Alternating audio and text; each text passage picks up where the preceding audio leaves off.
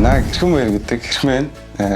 Тэгэд би хүний хэмж мэрэгжилтэй Science Minds гэх подкаст дээрээс нь Terminal 1 гэдэг платформ дээр хөтлөгчөөр ажилладаг. Их хоол харсан чинь догдлоод тэгээ Science-ийн хүн ингэж яхин зөв ч юм буруу ч юм уу.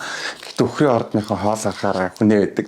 Зя тэгээд шарсан төмөс байна. 3 төрлийн дахиа байна. Тэгээд нөгөө байцааны косло салааттай төстэй юм салаад байна. Тэгээд чихэрлэг соус энд байна.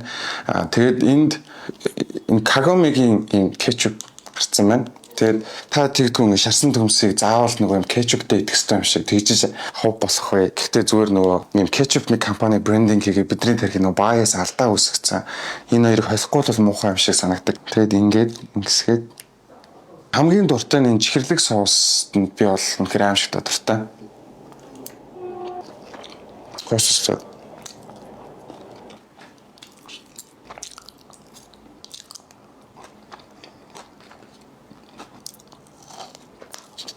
За би UB-ийн Friends set-ийг ямарчсан идлээ.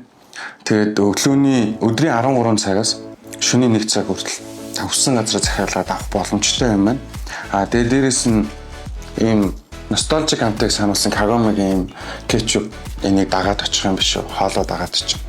За тэгээд сайхан боллоо. Шөнийн хүргэлт 2 цаг хүртэл UB Eats